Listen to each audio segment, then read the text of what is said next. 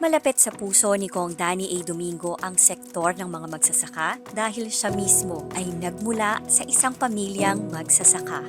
Batid niya ang tunay na kalagayan at mga hamon na dinaranas ng mga magsasaka, kaya naman upang makatulong sa kanila na gawing mas maginhawa ang pagsasaka sa kanilang bukirin, inilunsad niya noong Nobyembre 2022 ang programang pagpapahiram ng traktora sa mga magsasaka. Sa mga kapatid nating magsasaka, alam po nyo, lagi ko pong sinasabi na kami may magsasaka. Alam ko po na pag hindi ka tinulungan ng gobyerno, baka ayaw mo na magsaka. Kasi kung minsan po ay nagpe-break even lang, kung minsan ay nalulugi pa.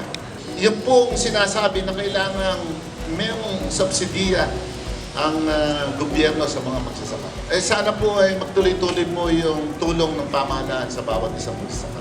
Kami po ay magsasaka, alam po namin ang buhay ng magsasaka. Yung pinagpaaral po sa amin ng aming magulang ay yung pong bunga ng pagsasaka. Pero alam po namin kung anong kinakaharap ng mga magsasaka. Kanya, alam din po ni chairman yan, alam po ng gobernador. Makakaasa po kayo na nagkakaintindihan po tayo. Salamat po doon sa mga samahan na patuloy na tinitingnan ang kalalagayan ng mga kapatid natin magsasaka. Hindi po natin magagawa kung wala po kayo. Yung pong pagtutulungan natin ng number one po. At yun po ay napakalaking pagpasalamat. Salamat po sa dakilang Diyos na diyan kayo. Salamat din po muli sa ating minamahal na Chairman Artenco, sa ating minamahal na Gobernador, sa mga tauhan po ng provincial government na hindi nagsasawa na tumulong sa bawat isa sa amin. Thank you po sa inyo lahat. Sa kasalukuyan, may 4 na traktora na ipinapahiram ang tanggapan ni Kongdad sa mga magsasaka.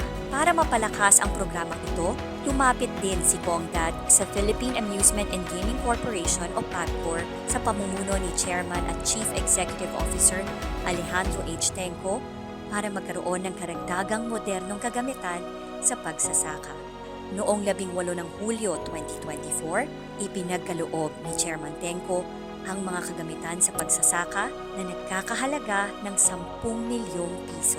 Kabilang sa mga kagamitang ito, ang 2 unit ng combined harvesters at 5 unit ng mini 4-wheel tractors na mapapakinabangan ng mga magsasaka mula sa City of Malolos, Bulacan, Kalumpit, Hagonoy, Paumbong at Pulilan. Pinapangasiwaan ng pamahalaang panlalawigan ng Bulacan, katuwang ang opisina ni Kongdad, ang pagpapahiram sa mga magsasaka ng 7 bagong makinarya mula sa PAGCOR. Naiba na, Kong Danny A. Domingo ang dad ng unang distrito ng Bulacan.